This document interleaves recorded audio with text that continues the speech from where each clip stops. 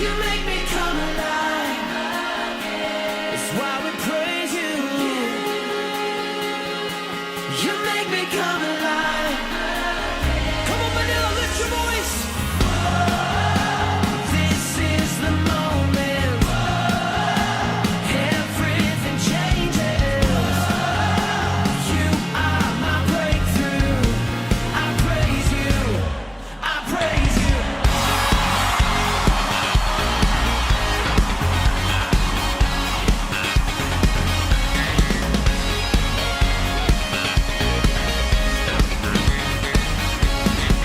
Come on, lift your voice. You are good. You are good. You are good. You are good. You are good. Come on, play that bass hand. I praise you.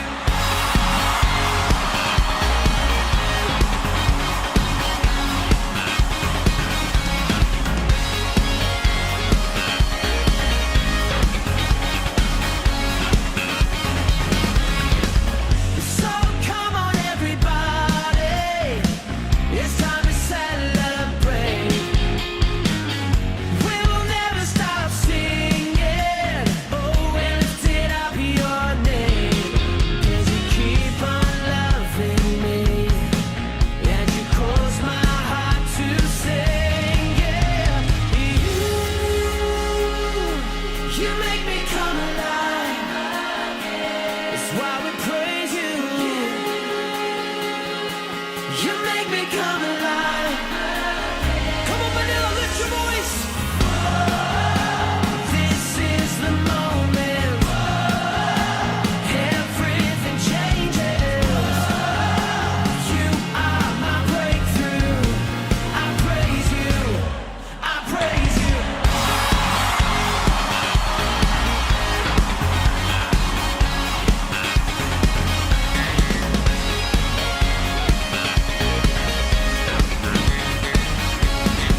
Come on, lift your voice. You are good. You are good. You are good. You are good. You are good. Come on, play that bass hand. I praise you.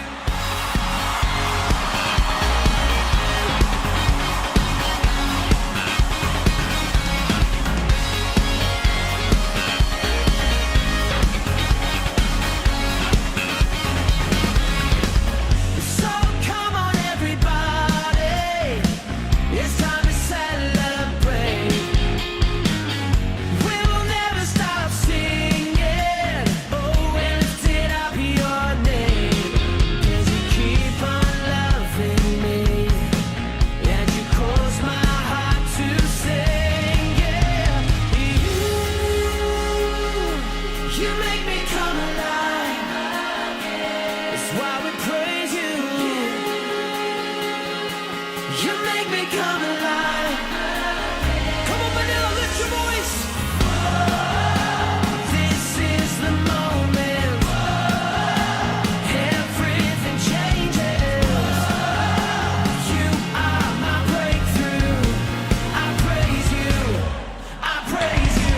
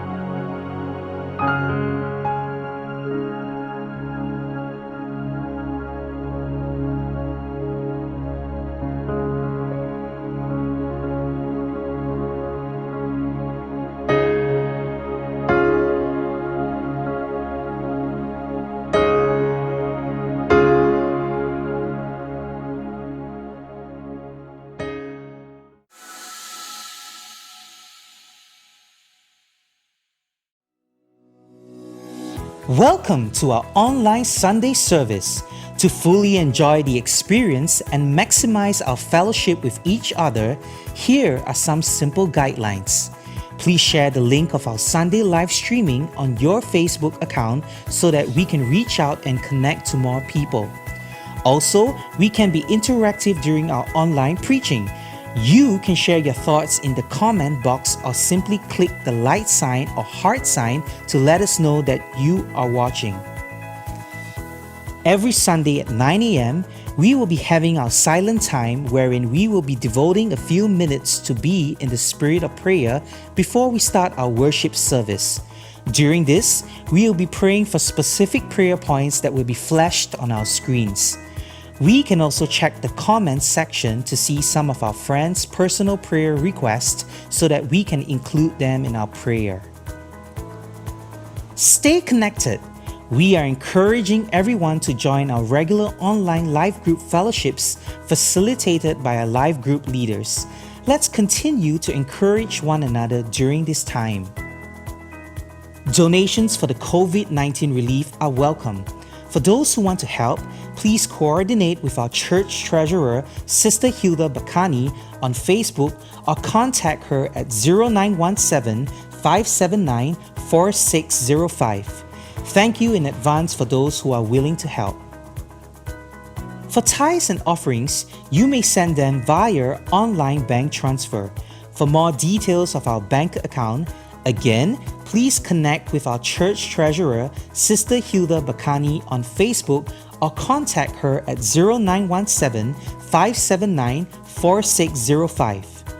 Also, you may submit them to the following key persons: Sister Hilda Abulensha, Sister Malu Maun, and Sister Glory Magana.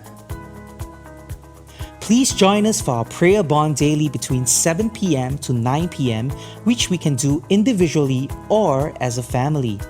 We will start by declaring Psalm 91 out loud, followed by a prayer specifically for our COVID-19 related prayer points. That's all for our announcements, and if you have missed out on anything, please wait until the end of our online service as we will be giving a recap of these. With that, we will now be starting our program. Let's welcome the presence of the Lord with an expectant heart and be ready to give our all-out worship. Good morning, church. It's another Sunday, and I know that we are all excited to encounter the Lord today. For those of you who are facing any battles in your lives lately, let us declare what the Lord said in Isaiah, that no weapon formed against us shall prosper. Therefore, we can boast that the Lord will fight for us and He shall succeed. Amen? So right now, I'm inviting you all to really put the lyrics of our songs in our hearts as we worship the Lord in one spirit. I raise a hallelujah in the presence of my enemies. I raise a hallelujah louder than the unbelief. I raise a hallelujah. My weapon is a melody.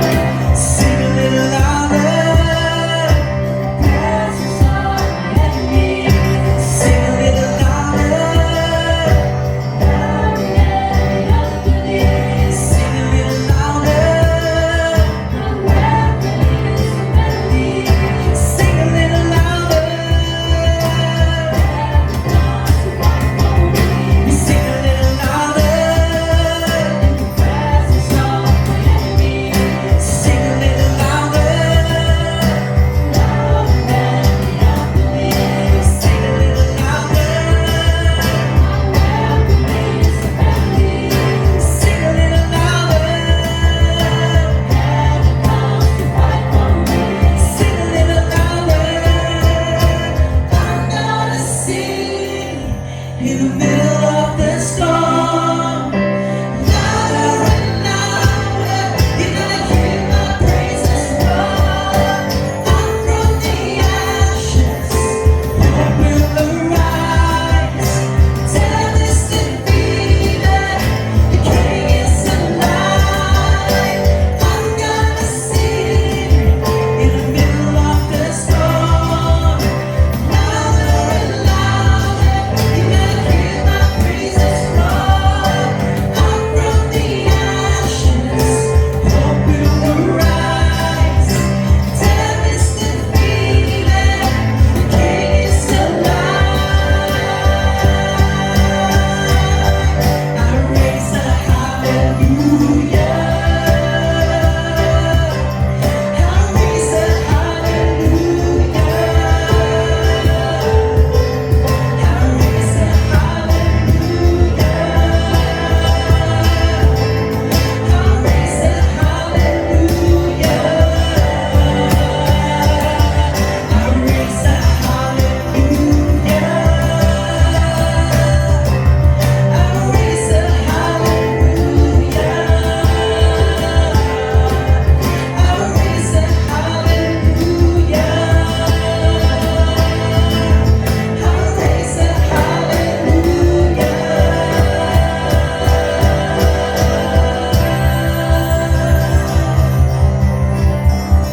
hallelujah. Hallelujah, Lord, we worship you, Jesus. You know what, church? When we sing, we declare and release the power of the Lord in our lives. So right now, I'm inviting you all once again to join me as we declare the song. You are greater than this walls I'm circling. You are stronger than this army that I see.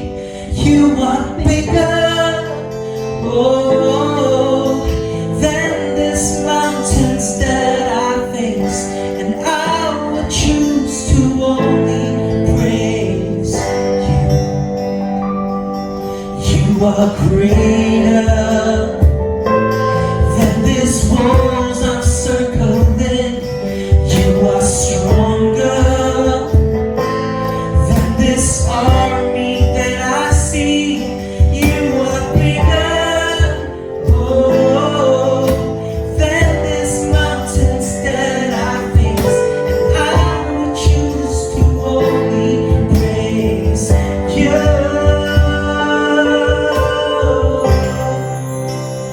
This is my song, this is my dare, to worship you, even as these walls are standing there.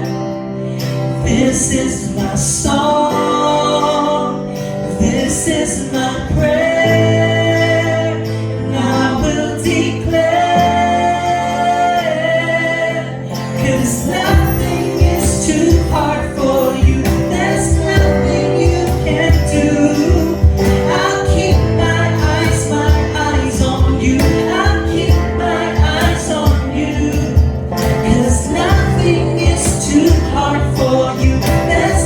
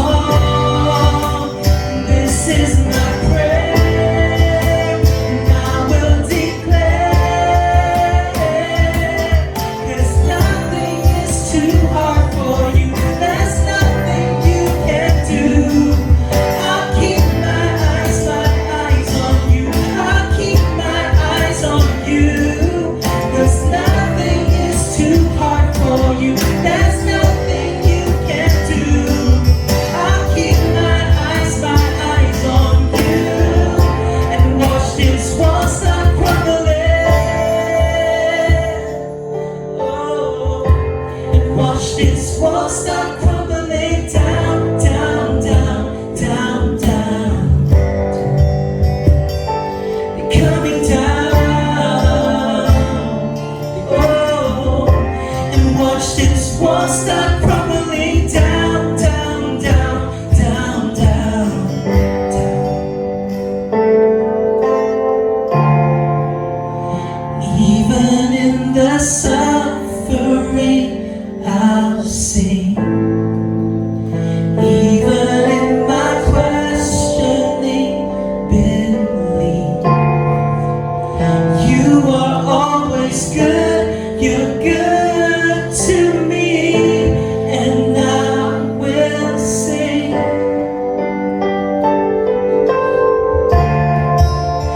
Even in the suffering, I'll sing. Even in my questioning, believe. You are always good, you're good to me, and I will sing.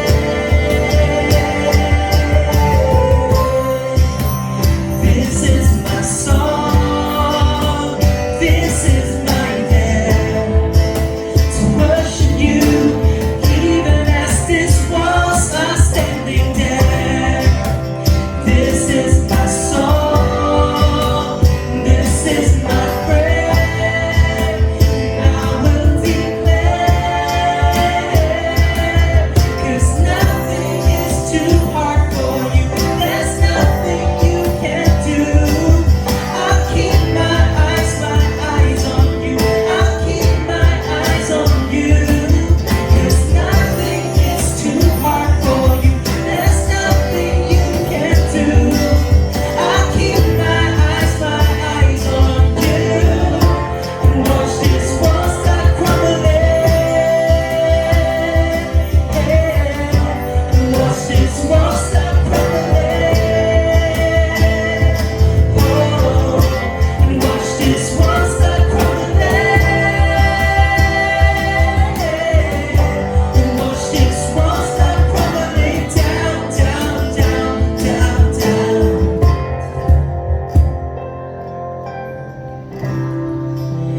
This is my song, this is my day, to worship you, even as these walls are standing there.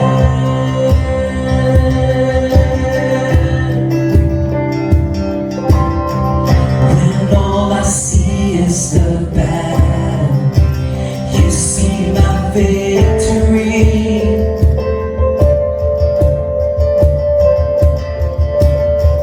When all I see is the mountain, you see the mountain move.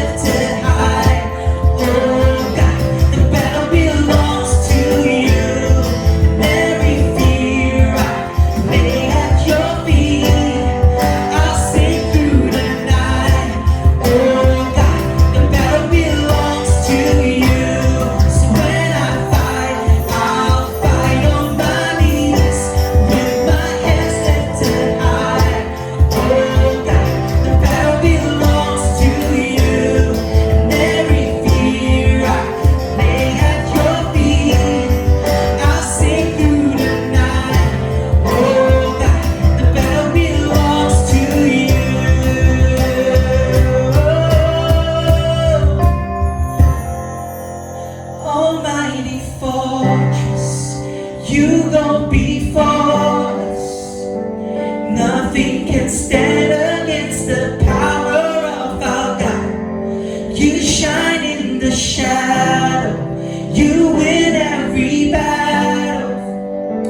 Nothing can stand against the power of our God. An almighty fortress. You go before us. Nothing can stand against the power of our God. You shine in the shadow. You win every battle. Nothing can stand against the power of our God. An almighty fortress. You go before us. Nothing can stand against the power of our God. You shine in the shadow. You win every battle. Nothing can stand against the power of our God. So when I fight, I'll fight on my knees with my hands lifted high. Oh God, the battle belongs to you, and every fear I lay at your feet. I'll sing you tonight. Oh God, the battle belongs to you. So when I fight, I'll fight on my knees with my hands lifted high. Oh God, the battle belongs to you, and every fear I lay at your feet. I'll sing through the night. Oh God, the battle belongs to you.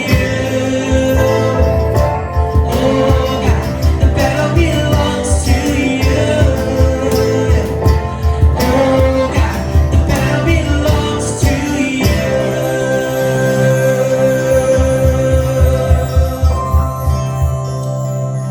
Hallelujah. Yes, Father, truly the battle belongs to you. So whatever we face in this life, we know, like what you said in Exodus, you will fight for us, and we put our faith in you. We will see our walls breaking down, our enemies fleeing and being defeated. Thank you, Lord, for the victory.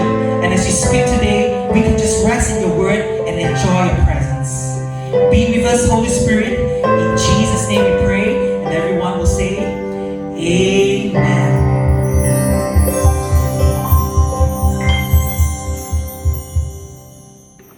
Pagpalang araw po na linggo sa bawat isa mga ka-live at sa mga ngayon pa lamang po nakapanood ng ating Sunday service sa Facebook at YouTube sa ating mga bisita. Pagpalain po kayo ng ating Diyos na buhay at nawa ang banal na Espiritu ay inyong maramdaman. Samahan po kayo ng ating Diyos na buhay sa inyong pakikibahagi ngayong araw na ito. Ngunit bago po natin sama-samang pagbulay-bulayan ang salita ng Diyos ngayong umagang ito, hinihiling ko po na idulog po natin sa ating Diyos sa larangan ng panalangin ang gawain ngayong umagang ito. Sige po, pray po tayo. Father God, papasalamat po kami ngayong umagang ito na pinagkaisa mo po kami. Bagamat malayo po kami sa isa't isa, nasa kanya-kanya po kami mga tahanan, o kahit nasa ibang dako kami, Lord O God, nagkakaisa kami ngayon, Lord O God, nakikibahagi sa iyong gawain. Father God, sa pangalan ni Jesus, Lord O God, katagpuin mo po ang bawat isa sa aming pong pakikinig ng iyong mensahe ngayong araw na ito. Father God, gamitin mo po ako, Panginoon, at tulad po ng dati, ibubukas ko lamang po ang aking bibig at hahayaan ko po na ikaw, Lord O God, ang magsalita para sa akin. Ikaw, Lord God, ang maluwalhati at hindi po ang aking sarili. Ito po aking dalangin sa pangalan ni Jesus. Lahat po tayo magsabi ng Amen. Amen. Tingnan po natin, buksan po natin ang ating mga Bible sa Luke chapter 5 verse 1 to 11. One day as Jesus was standing by the lake of Gennesaret, the people were crowding around him and listening to the word of God. He saw at the water's edge two boats left there by fishermen who were washing their nets.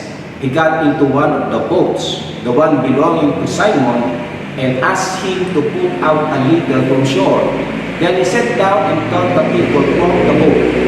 When he had finished speaking, he said to Simon, "Put out into deep water and let down the nets for a catch." Simon answered, "Master, we've worked hard all night and haven't caught anything. But because you say so, I will let down the nets." When they had done so, they caught such a large number of fish that their nets began to break. So they signaled their partners in the other boat to come and help them. And they came and filled both boats so full that they began to sink. When Simon Peter saw this, he fell at Jesus' knees and said, "Go away from me, Lord, I am a sinful man." For he and all his companions were astonished at the catch of fish they had taken. And so were James and John, the son of Zebedee, Simon's partners. Then Jesus said to Simon, "Don't be afraid. From now on, you will fish for people." So they pulled their boats up on the shore, left everything, and followed him. Isang araw nakatayo si Jesus sa tabi ng Lake Gennesaret. Nagsisikain ang maraming tao palapit sa kanya at gustong makinig sa salita ng Diyos. May nakita si Jesus na dalawang bangka sa tabi ng lake. Iniwan ng mga isda ang mga bangka at hinugasan ang mga lambat nila. Sumakay si Jesus sa isa sa mga bangka, yung bangka ni Simon, at sinabi niya, "Ilayo mo ng konti ang bangka sa pangpang." Tapos umupo siya sa bangka at tinuruan ang mga tao. After magturo, sinabi ni Jesus kay Simon, "Dalhin mo ang bangka sa malalim na parte ng lake. Tapos ihulog nyo ang mga lambat nyo para makahuli ng isda." Sumagot si Simon, "Master, magdamag po kaming nagtrabaho pero wala kaming nahuli. Pero dahil sa sinabi nyo, sige, ihuhulog ko ang mga lambat." Ginawa nga nila ito at nakahuli sila ng napakaraming isda at halos mapunit ang mga lambat nila. Kaya sinenyasan nila ang mga kasama nila sa kabilang bangka para tulungan sila. Lumapit ang mga ito at pinuno nila ang dalawang bangka na halos lumubog na dahil sa dami ng huli. Nang makita ni Simon Peter ang nangyari, lumuhod siya sa harap ni Jesus at sinabi, "Lumayo kayo sa aking Panginoon, makasalanan po ako." Namangha si Simon at ang mga kasama niya sa dami ng nahuli ng isda. Ganon din ang mga kasosyo ni Simon, sina James at John, mga anak ni Zebedee. Sinabi ni Jesus kay Simon, "Huwag kang matakot. Simula ngayon, mga tao na ang huhulihin mo." Nang madala nila ang mga bangka sa pangpang, iniwan nila ang lahat at sumunod kay Jesus. Ang ating pong Panginoong Jesus, bagamat nagtuturo po siya sa karamihan, sa maraming tao, nang siya'y narito sa lupa, concerned po siya sa bawat isa at nais niya na makuha ang puso ng bawat nakikinig sa kanya patungkol sa kanyang Ama. Naglalaan po siya ng oras at panahon para tulungan ang mga tao.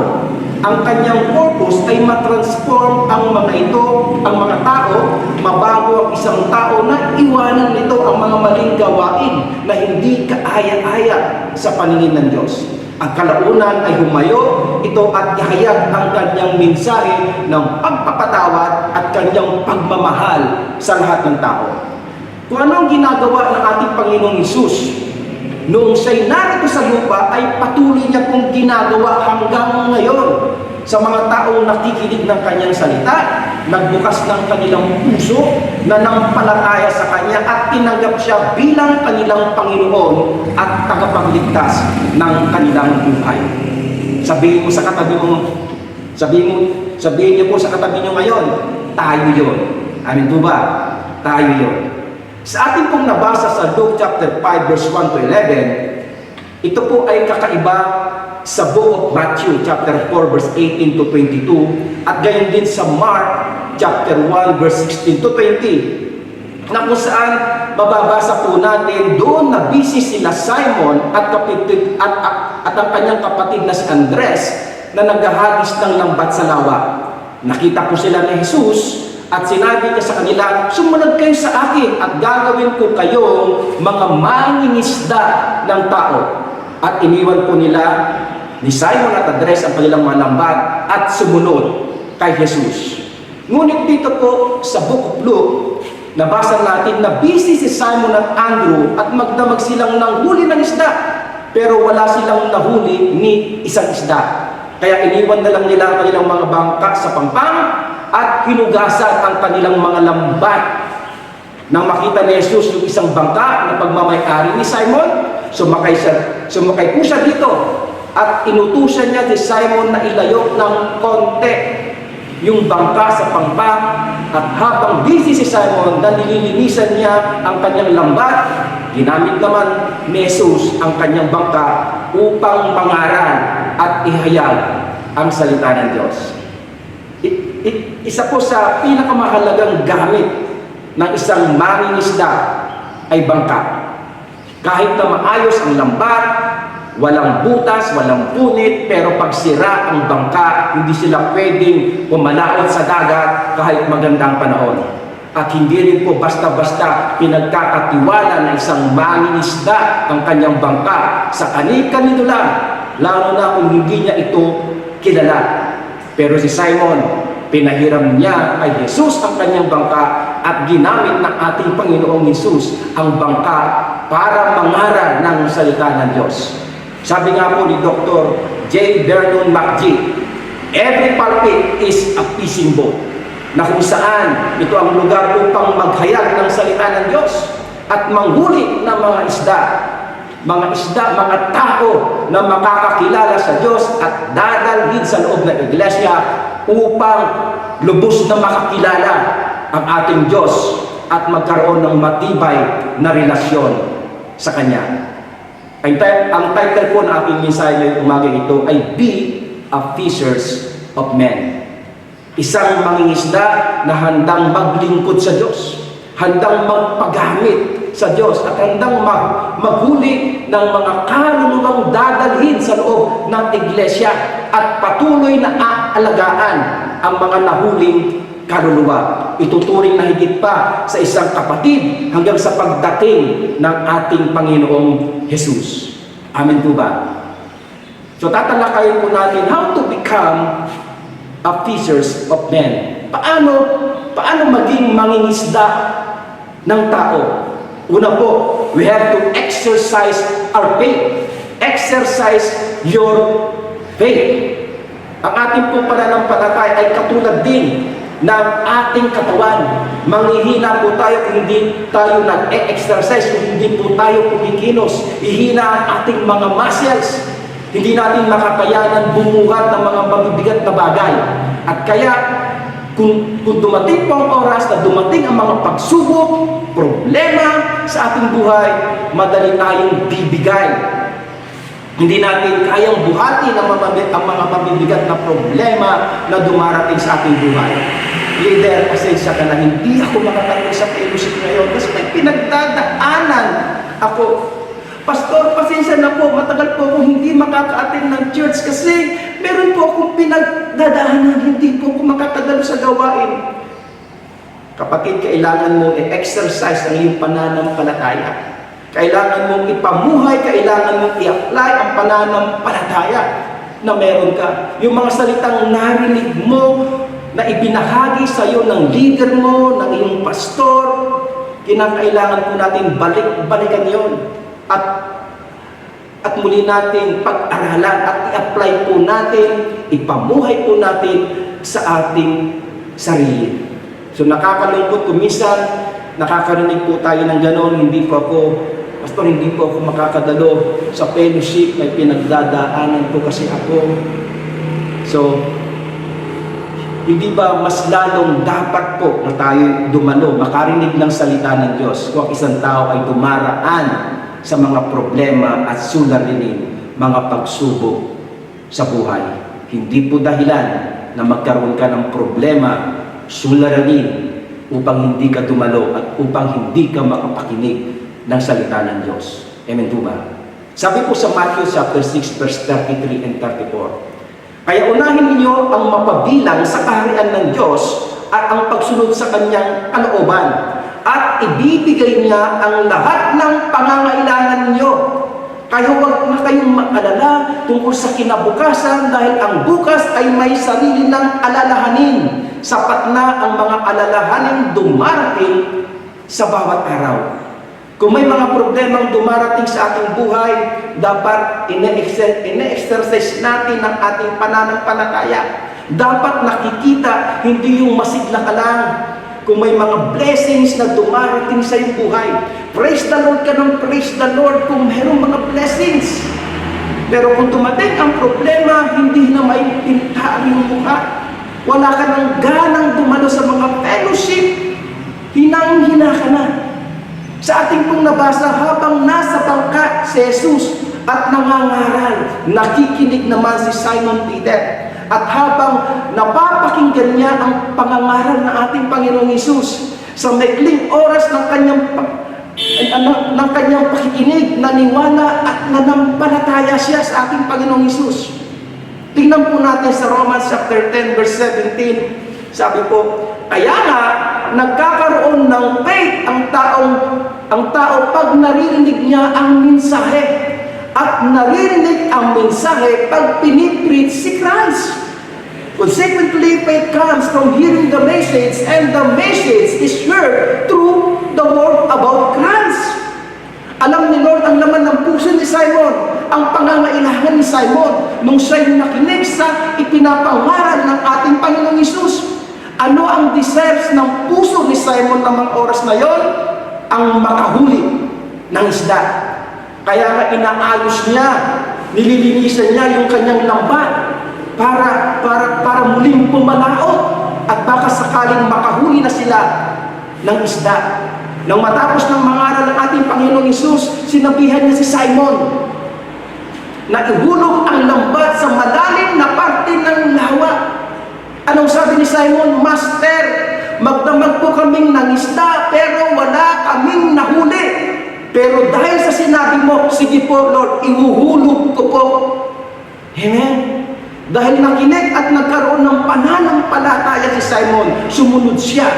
Kung hindi siya sumunod, kung hindi po sumunod si Simon sa iniutos sa kanya ng ating Panginoong Hesus, hindi siya nakasama sa mga milagrong ginawa ng ating Panginoong Hesus. Tingnan po natin, hindi naman po mangingisda ang ating Panginoong Hesus. Isa siyang karpentero. At ano ang alam na isang karpentero sa pangingisda? So kilala po ang Sea of Galilee ng mga panahon iyon na makakahuli ka lang na isda sa gabi at hindi sa araw at sa mababaw na parte ng lawa. Pero ano ang sabi ni Jesus kay Simon? Ihulog mo sa malalim na parte ang lambat. Mga kalay, hindi ka gagamitin ni Lord na maging mangingisda ng tao kung hindi mo ine-exercise ang faith mo. Kung hindi ka marunong sumunod. Hindi mangingisda si Jesus at kakaiba ito sa kanyang kaalaman bilang isang karpentero, pero sumunod si Simon Peter sa kanya. May pananampalataya si Simon Peter sa salita ng Diyos. Sa verse 5 po, balikan natin, sabi niya, sumagot si Simon, Master, magdamag po kaming nagtrabaho pero wala kaming nahuli. Pero dahil sa sinabi niyo, sige, ihuhulog ko ang mga lambat. Mga kalay, tularan po natin si Simon. Tinawag niyang Master ang ating Panginoong Hesus. At sa Book of Luke lang, gumamit ng salitang Master. Tinignan ko po sa Google kung ano po ang meaning ng word na master. Ginugil ko po ito. At ang sabi po, a man who was working for him, especially servants or slaves. A man in charge of an organization or group. Ibig ko palang sabihin, ang master ay may authority. So si Simon Peter ay nag-submit sa authority ni Jesus. Kaya nga mga kalay, hindi ka gagamitin ni Lord na maging mangingisda ng tao kung hindi ka willing na mag-submit sa authority ng ating Panginoong Hesus. Hindi ka gagamitin na mangingisda ng mga tao kung hindi ka marunong mag-submit sa pastor mo, sa leader mo. Kung pasaway kang member ng life group mo, hindi ka gagamitin ni Lord na maging mangingisda ng tao. Amen po ba? Paano ma-exercise ang faith? Through obedience and submission. Nag-obey at nag-submit si Simon sa ating Panginoong Hesus. Ano ang sinabi ni Jesus kay Simon? Huwag kang matakot. Simula ngayon, mga tao na ang huhulihin mo. Amen. Kaya sabihin mo sa katabi mo ngayon, kung mayroon kang katabi ngayon, tapikin mo siya, sabihin mo, mag-submit ka na at mag-obey ka na sa leader mo, sa pastor mo. Amen po ba? Amen po ba, mga kalay? Number 2 po. Pangalawa po, do not quit. Ang ating mangingisda, ang mga mangingisda po ay mayroon mga katangian na dapat tularan upang maging matagumpay sa paglilingkod sa Diyos. Hindi po madali ang maging mangingisda. Amen po ba? Ang maging fisherman, dapat may tapang, dapat matapang ka. Wala kang takot sa mga sa matataas, sa malalaking alon sa dagat. Amen po ba? Kasi kung meron time na napakataas ng alon, mag-alon ng tubig, at kung may takot ka, wala kang pusong mangingisda, magkakaroon ka ng takot. Dapat meron kang patience and determination to work on the seas. Kailangan ng malalim na pananampalataya. At kung titignan po natin, nagtutulungan din ang mga mangingisda sa isa't isa kapag po sila'y nakahuli ng isda. Si Simon at Andrew magdamag na ng isda pero walang nahuli ni isang isda. Pero ano po ang kanilang ginagawa? Kahit na wala silang nahuling isda, patuloy nilang nililinisan ang kanilang mga lambat para hindi ito masira at magamit pang muli sa pangingisda. Marahil kung hindi tunay na mangingisda at wala sa puso na isang tao ang mangingisda, ibebenta niya na lang ang kanyang lambat at maghahanap ng ibang mapagkakakitaan. Pero ang tunay na mangingisda, hindi nagquiquit, hindi tumitigil, hindi humihinto sa paghuli ng isda. Mga kalay, wag din po tayo huminto. Wag tayong mag-quit sa pangingisda ng tao na dadalhin sa church. Huwag mong tigilan ang isang tao na makakilala kay Lord at huwag mo rin hihintuan yung tao na nasiran mo na ng gospel. Nakakalive, ano man ang mga pagsubok na dumarating sa ating buhay, sa buhay po natin, habang ginagawa po natin ng Great Commission, tandaan po natin, meron po tayong Diyos na malalapitan at Kanya tayong tutulungan.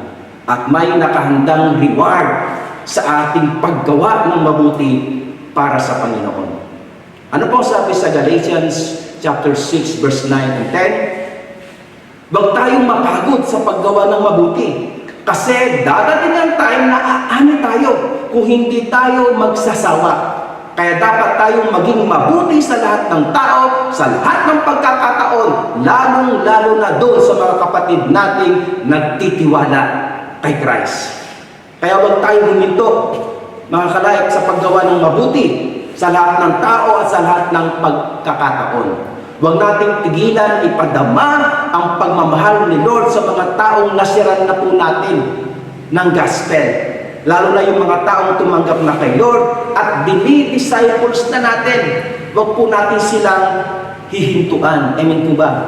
Kahit matigas po ang puso ng taong binabahaginan natin ng gospel, huwag natin silang hintuan. Patuloy po natin ipadama sa kanila ang pag-ibig ng Diyos. Amin po ba, mga kalay? Kaya mga kalay, kung nakakaranas ka ng kabiguan sa pag-share ng gospel, hindi tinanggap yung mensahe na ibinahagi mo, huwag kang mawalan ng pag-asa. Huwag kang mag-quit, huwag kang ma-discourage. Huwag kang ma-discourage. Amen po ba? Napakalawak po ng karagatan na dapat nating layagin. At tandaan po natin, napakaraming isda na pwede nating lambatin. Amen po ba? So huwag po tayo ma-discourage, huwag tayong mag-quit, huwag tayong hihinto. Ang mahalaga na ibahagi po natin ang salita ng Diyos, nagawa po natin ang pinagagawa sa atin ng Diyos, at ang Diyos na po ang tutugon doon sa ating nabahaginan ng kanyang salita. Amen po ba? Pangatlo po, number 3, be a channels of blessing. Makikita po natin ang tunay na karakter ng isang tao kung paano siya mag-respond sa tagumpay na tinatamasa niya. How people respond to success is one indication of their true character. Naging karanasan po ng iba yung mga taong naging matagumpay daw sa buhay. Dating mahirap, biglang yumaman, lumalabo daw ang kanilang mga mata. Bakit daw po? Kasi nung makasalubong nila sila, hindi na sila kilala. Lumabo ang kanilang mata. Ang mga isda, kapag marami silang huling isda at sumalubong ka sa kanila sa pampang at tumulong kang magtulak ng kanilang bangka, bibigyan kanila ng kanilang huling isda. Hindi naman po marami, pero babahaginan kanila. Si Simon Peter, nang makahuli sila ng napakaraming isda, tinawag nila at sinenyasan ang mga kasama nila sa kabilang bangka. Hindi nila sinarili ang blessing, ang pagpapala na natamo nila. Sinyer nila ito sa kanilang mga kasamahan at napuno ng isda ang kanilang mga bangka na halos lumubog na ito sa dami ng isda na kanilang nahuli. Nakakalay, we are not reservoir but channels of blessing to share with others what God has graciously given to us. Amen po ba? Hindi tayo ibakan ng tubig, kundi binabahagi ang pagpapala at sineshare din natin ito sa iba dahil ito ay galing sa Diyos. Mga kalay, kung nais po natin maging mangingisda ng tao, dapat marunong tayong mag-share ng mga pagpapalang tinatanggap natin kay Lord. Meron dapat tayong gift of giving. Bro, nakaka-bless ka naman. Meron kang gift of giving. Alam mo ako, meron din gift of receiving. Mga kapatid, hindi naman palagi natanggap na lang po tayo ng tanggap ng blessings na sineshare sa atin. Dapat marunong din tayong magbahagi kung tayo ay may natatanggap na pagpapala galing sa Diyos. Baka naman, kaya hindi ka pa ginagamit ni Lord na maging mangingisda ng tao kasi hanggang ngayon, hindi mo pa rin kayang ibalik kay Lord ang mga pagpapala na iyong tinanggap sa Kanya. Isang malaking katanungan pa rin sa iyo kung bakit dapat magbigay sa gawain ng Diyos. Kapatid, kung yan pa rin ang laman ng isipan mo, tinatanggalan mo ang iyong sarili, tinatanggalan mo ng karapatan ang sarili mo na pagpalain ka ni Lord at gamiting mangingisda ng tao. Amen po ba? Mga kalay, mahihirapan kang mag-win ng soul kung hindi ka marunong mag-share ng blessing na nakukuha mo kay Lord. Winiwin mo yung isang tao pero alam mo na wala siyang isasaing. Bro, ipag-pray natin ang pangangailangan mo ngayon. Pag-pray natin. Baka po naman yung pinag-pray natin ang kanyang prayer. Lord, i-convict mo po ang iyong lingkod na bigyan na po ng bigas na isasaing. Mga kalay, kung kaya naman po natin at nararamdaman natin na kailangan ng tao na ating binabahaginan ng gospel, nararamdaman natin kung ano yung kanyang pangangailangan at kaya naman natin at meron naman po tayo, dapat po i-share natin yung blessing na mayroon tayo. Huwag natin sarilinin kasi babalik din po naman yun sa ating diglig, siksik at umaapaw. Amen po ba? Naniniwala po ba tayo doon?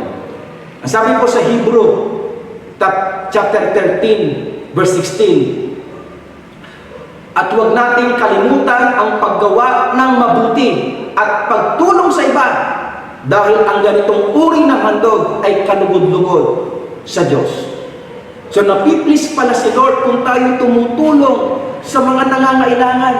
Kung tinutulungan natin yung mga sa palagay natin ay walang kakayahan. Yung mga pangangailangan nila sa kanilang buhay, wala silang makain. Amen po ba?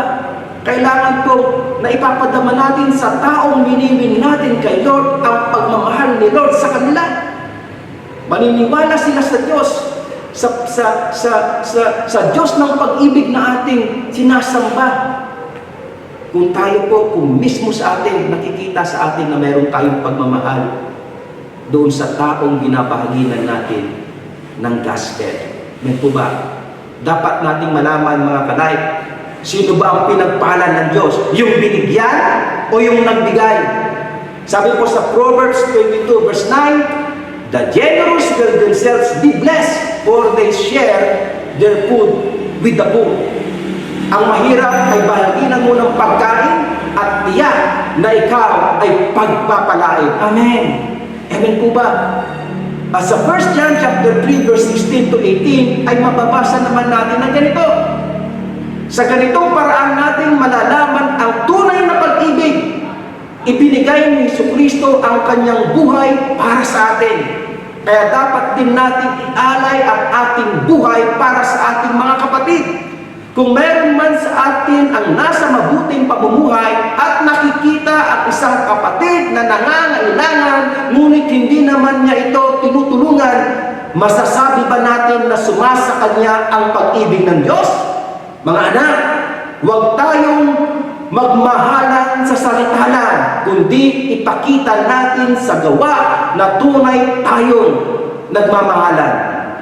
Kung nakikita ng mga unbeliever na tayong mga Christian ay nagmamahalan at nagtutulungan sa isa't isa, madali tayong makapagbahagi sa kanila ng salita ng Diyos. Kasi maniniwala sila doon sa Diyos ng pag-ibig na ating sinasampalatayanan. Kaya huwag tayong magmahalan sa salita lang. Kailangan ipakita natin sa kanila na tunay tayong nagmamahalan, walang tisbisan sa loob at labas ng iglesia at walang siraan sa isa't isa. Bagkus nakikita ang pagmamahalan at pagdadamayan natin sa isa't isa. Amen po ba? And number 4, dito na po ako magtatapos. Humble yourself to the Lord and admit that you are a sinner. Mga kalay, hindi ka gagamitin ni Lord sa kanyang ubasan kung hindi ka marunong magpakumbaba sa kanya at aminin na ikaw ay makasalanan. Hindi ka gagawing mangingisda ng tao kung hindi ka marunong magpakumbaba at idulog sa kanya, ihingi sa kanya ng kapatawaran ang mga nagawa mong kamalian. Verse 8, balikan po natin. Sabi ko, nang makita ni Simon Peter ang nangyari, lumuhod siya sa harap ni Jesus at sinabi, "Lumayo kayo sa akin, Panginoon, makasalanan po ako." Nang makita ni Simon na napakaraming isda na halos lumubog ng bangka, sa sobrang dami ng isda kanilang nalambat, sobra siyang namangha at ang unang pumasok sa kanyang kaispan ay hindi siya karapat-dapat na tumanggap ng ganong pagpapala. Alam ni Simon Peter na si Jesus ay nagpagaling ng mga may sakit at nagpalayas ng mga demonyo. Pero namangha siya, na-amaze siya na nagmamalasakit pala si Jesus sa kanya at naiintindihan nito ang kanyang pangangailangan. Kaya lumuhod siya sa harap ng ating Panginoon at nagpakumbaba. "Lumayo kayo sa aking Panginoon, makasalanan po ako." Mga kanay, hindi ka gagamitin ni Lord bilang mangingisda ng tao kung hindi ka marunong magpakumbaba sa kanyang harapan at aminin na ikaw ay makasalanan. Nagpakumbaba si Simon sa ating Panginoong Hesus. At ano ang tugon ni Lord sa kanya? Huwag kang matakot. Simula ngayon, ang mga tao na ang huhulihin mo at lahat sina James, John, mga kapatid ni Zebedee, pagkatapos nilang dinala sa pangpang ang kanilang mga bangka, iniwan nila ang lahat at sumunod kay Jesus. Mga kapatid at mga kalayt, baka naman kaya hindi pa tayo nagagamit pa ni Lord na maging mangingisda ng tao kasi binabaliwala natin siya kasi sobra siyang mabait sa atin. Ano po ang sabi sa Romans chapter 2 verse 24? At ito po ang ating mababasa. O baka naman binabaliwala niyo ang Diyos kasi sobra siyang mabait, matiisin at mapagpasensya sa inyo. Hindi niyo ba alam na kaya sobrang bait ng Diyos sa inyo kasi gusto niyang magsisi kayo sa kasalanan niyo. Dapat po nating malaman na lahat tayo ay makasalanan at hindi nakaabot sa kanyang kaluwalhatian. Nais po ng ating Diyos na tayo ay magsisi sa ating mga kasalanan. Ano po sabi sa 1 John 1:9? If we confess our sins, He is faithful and just and will forgive us our sins and purify us from all unrighteousness. Patatawarin tayo ng Diyos at lilinisin sa lahat ng ating karumihan kung ating ipagtatapat sa Diyos ang ating mga kasalanan. Kapatid, kung hindi mo pa pinagtapat sa Diyos ang mga kasalanan mo at nais mo siyang tanggapin bilang iyong Panginoon at tagapagligtas. Ang sabi po sa Romans chapter 10 verse 9, if you declare with your mouth Jesus is Lord and believe in your heart that God raised Him from the dead, you will be saved. Nais ng Diyos na marinig niya na nanggagaling sa iyo na ikaw ay nagsisisi sa ginawa mong kasalanan. At nais niyang marinig na binibigkas ng iyong bibig na tinatanggap mo siya bilang iyong Panginoon at tagapagligtas. Manalangin po tayo. Father God, maraming salamat po sa iyong mensahe ngayong umagang ito. Patawad po Lord kung minsan hindi kami nakakapag-share ng gospel. Natatakot kami. Hindi namin maibahagi ang pag-ibig na iyong ipinadama sa amin. Patawarin mo po kami, Panginoon. Kung minsan hindi namin, Lord, hindi namin ina-exercise yung faith namin. Hindi nakikita sa amin ang buhay Kristiyano. Lord, patawarin mo po kami. Lord, patawarin mo po kung minsan hindi kami daluyan ng pagpapala. Nakakatanggap kami ng mga pagpapala galing sa iyo, pero kung minsan hindi namin naibabalik sa iyo, hindi na kami nakapagpapasalamat. Ang daming blessings na dumarating sa amin, pero hindi namin nasishare sa iba. Father God, patawarin mo po kami kung minsan nakapag-share po kami ng gospel, pero hindi namin na-follow up. Nag-quit kami, huminto kami. Father God, patawad po. Patawad din po, Panginoon, kung minsan nagmamataas kami sa aming sarili. Akala namin kaya na namin. Akala namin magaling kami. Akala namin okay kami. Pero sa totoo, hindi pala. Panginoon, patawarin mo po kami. Alam po namin ang aming mga pagkakamali.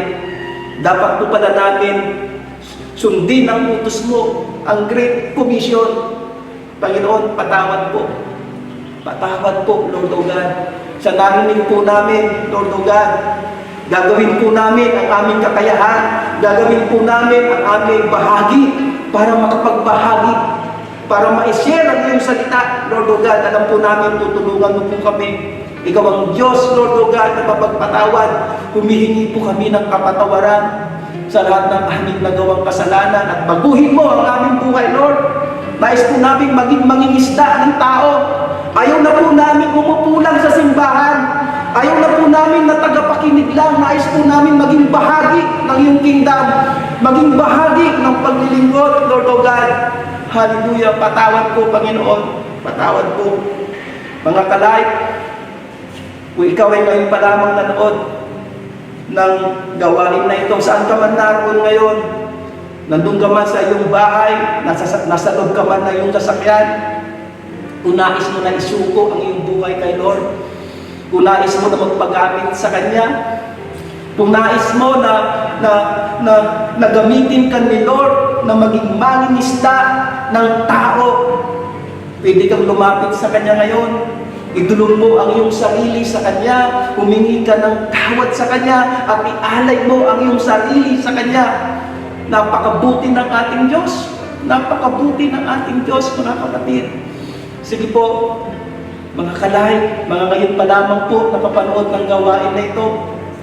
Kung nais mong magpagamit kay Lord, at hindi mo pa sa iyong puso, hindi mo pa siya tinanggap bilang iyong Panginoon at tagapagligtas, bakit hindi mo itaas ang kamay mo ngayon? Lumapit ka sa screen ng TV mo, sa cellphone mo, kung anumang gadget ang ginagamit mo ngayon. Pwede mong hawakan ito ng mahigpit, itaas ang iyong kamay, at isuko ang iyong buhay sa Kanya para lubusan mo maramdaman ang Kanyang pagmamahal, lubusan mo ma-experience yung plano niya sa iyo. Gamitin mo ngayon, kapatid. This is the right time na lumuhod ka sa Kanyang harapan, na gamitin mo ang pagkakataon na ito, na isinusuko mo ang iyong buhay sa Kanya at handa kang magpagamit sa Kanya. Sige po, kung nais mo, kapatid, na gamitin ka ni Lord, sumunod ka sa medling panalangin na ito ng pagsisisi at pagtanggap sa Kanya. Hallelujah! Hallelujah! Father God, inaamin ko kung ako'y makasalanan at nangangailangan ng iyong patawad. Father God, sa pangalan ni Jesus, patawarin mo po ako sa lahat ng mga kasalanang aking nagawa. Batid ko po, Panginoon, ang iyong ginawa dun sa krus ng Kalbaryo, 2,000 taon nang nakakaraan. Namatay ka at nabuhay para sa akin. Pinako ka sa krus, Lord, para sa aking mga kasalanan. Pinako ka sa krus dahil mahal na mahal mo kami, mahal na mahal mo ako. Panginoon, naniniwala po ako sa iyong ginawa doon. At dahil po doon, Father God, tinatanggap ko po ang iyong bugtong na anak na si Jesus bilang aking Panginoon at tagapagligtas at tanging Panginoon ng aking buhay. Tulungan mo po ako, Panginoon, na magamit, Lord O God, na maibahagi ang iyong salita. Ang salita ng kaligtasan na ikaw lamang ang tagapagligtas at wala nang iba. Tulungan mo po ako, Panginoon. Ihanda mo po ang aking sarili, Panginoon. Hallelujah. Father God, ito po ang aking dalangin ng pasasalamat at pagtanggap, Panginoon. Inuulit ko po, Lord O God, tinatanggap ko po ang iyong bugtong na anak na si Jesus bilang aking Panginoon at tagapagligtas. Tulungan mo po ako na mamuhay ng ayon sa iyong kagustuhan. Kagustuhan, Lord O God, na ibahagi ang mabuting balita na ikaw lamang ang tagapagligtas at wala nang iba. Father God, ito po ang aking dalangin sa pangalan ni Jesus. Amen. Amen. Ako na lamang po mananalangin, Father God. Narinig mo po kung sino ang mga nagtaas ng kamay, ang nagbukas ng puso at tinanggap ka bilang kanilang Panginoon at tagapagligtas ng kanilang buhay. Father God, kilala mo po sila.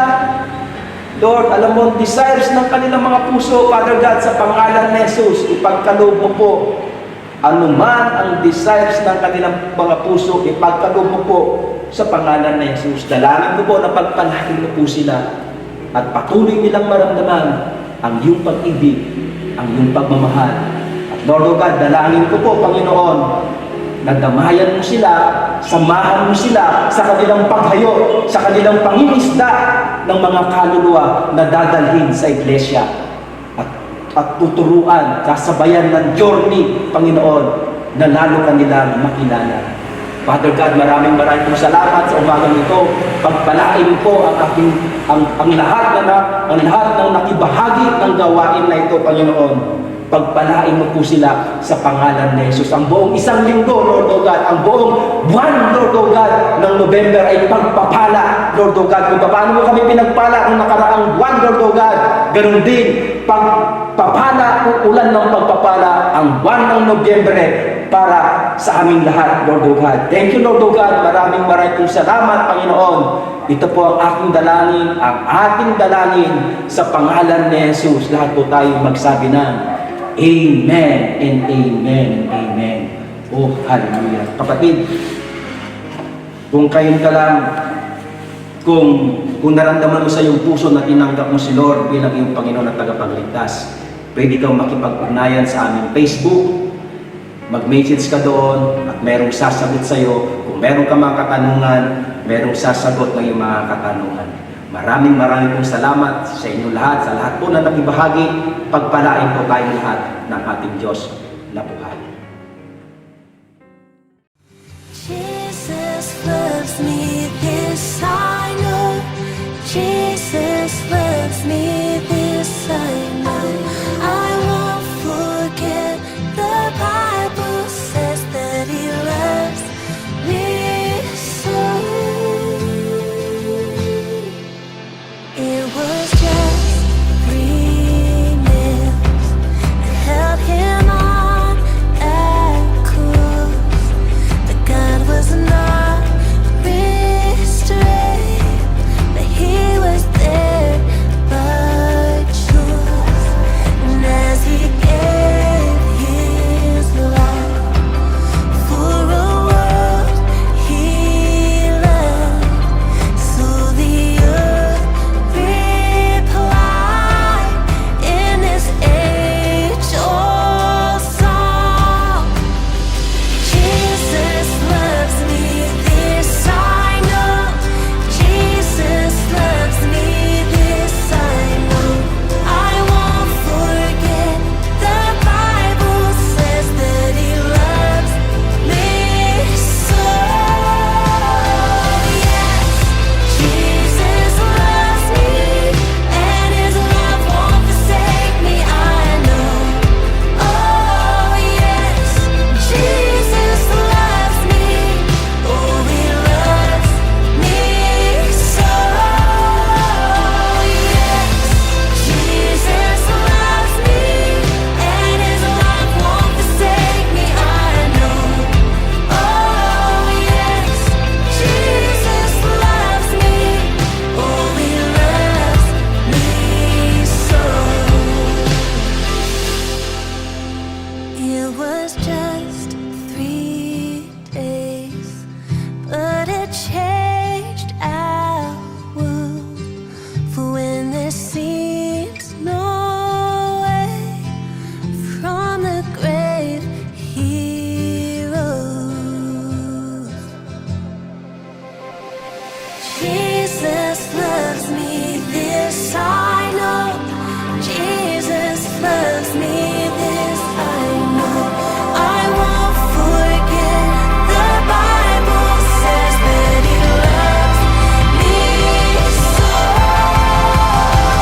Yes, Jesus loves me, and His love won't forsake me, I know. Oh yes, Jesus loves me, oh He loves me so. Yes, Jesus loves me, and His love won't forsake me, I know. Oh yes, Jesus loves me, oh He loves me so. Oh He loves me.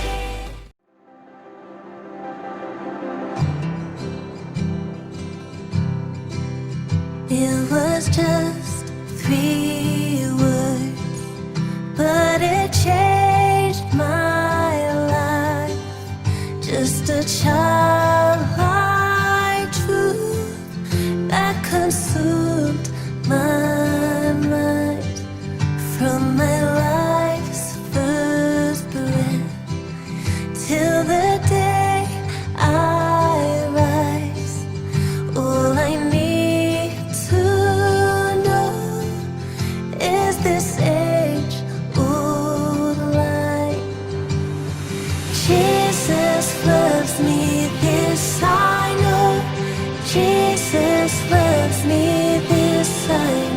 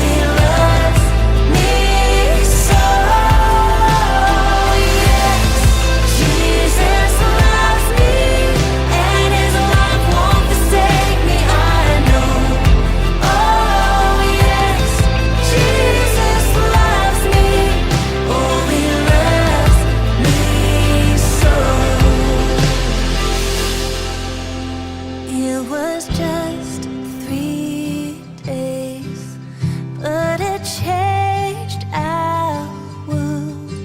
For when there seems no way from the grave, he rose. Jesus loves me, this I know. Jesus loves me, this I know. I won't forget. The Bible says that He loves me so. Jesus loves me, and His love won't forsake me. I know. Oh yes, Jesus loves me. Oh, He loves me so. Yeah, Jesus loves me, and His love won't forsake me. I know. Oh yes, Jesus loves me. Oh, He loves me so. Oh, He loves me so. How I love you, Lord.